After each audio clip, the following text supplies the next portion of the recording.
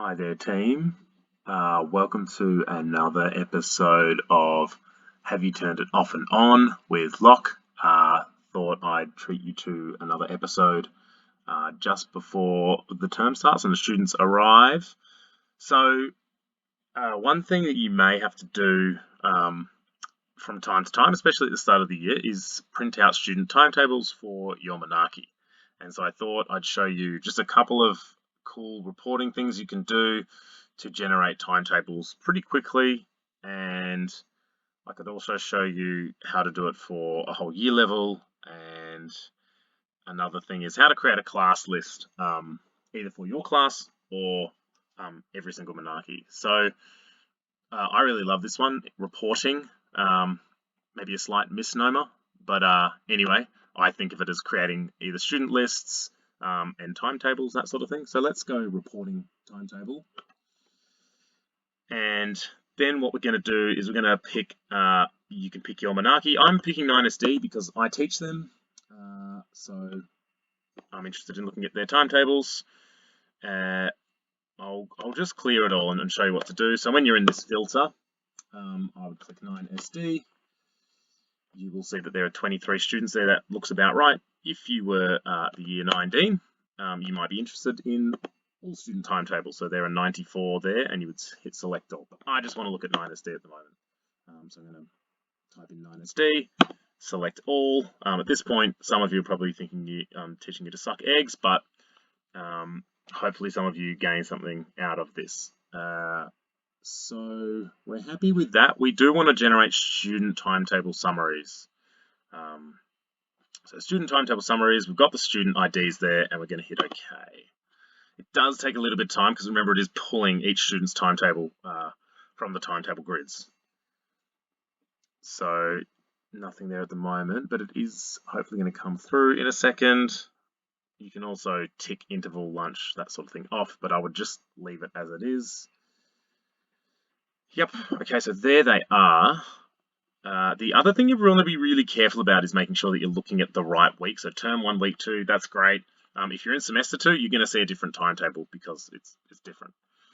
Then we're heading down to the action bar. So click action. We don't want the summary. The summary prints out the current view. That's not very helpful to anybody.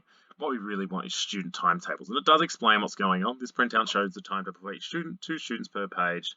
If landscape is ticked, shows 1 student per page. So let's just go with 2 per page. This is a little bit of I prepared one earlier for you because it took a little bit of time to generate it. But this is what it will spit out to you. Okay, so it will print out, the first student in alphabetical order. So Emma Arps, her full timetable. There are no gaps in there, which is good from my end. And then it's got the standard information down the bottom, like Chi-Phi, Dean, and SLT. And they're all there, so you can just print them. Don't forget to print them single-sided. If you print them double-sided, that's not going to be super fun. I used to print 2 copies of this so that when someone lost them, I could hand them another one. But students can check this on their Kmart portal. They can check their timetable there, and it is updated. I'm not going to say live, but it is updated regularly. Let's say regularly. I think it might be daily or maybe twice daily. I'm not sure. So that's generating timetables for students. Then all you need to do is slice it down the middle. And you're ready to go. You're ready to hand them out. If I make any changes, I will hopefully let you know that I've done it, and you can reprint them again. The other thing we wanted to look at was something that's really good to do is to print out the classroom timetable. If you're a HOF, you might want to look at all your classrooms and look who's in there. So we're getting rid of that. In our reporting and timetable again, there's a bunch of options here. You could look at teacher timetables, although I did teach you how to do that in Google. But you could look at teacher timetables, but I'm just going to stick to classroom timetables and just show you a few cool tips here. So I'm interested in looking at the C block, particularly my maths rooms. So I'm going to hit loose match too, because if I just hit C, then it will come up with all the C block rooms. If you hit B, you'll get the B block rooms. Well, actually, you'll get anything with a B in it. So once again, I'm going to hit C, C4, C5, C8, rooms I'm interested in. I'm going to hit OK. And then it will do a similar thing. It will generate the timetables for those 3 classrooms.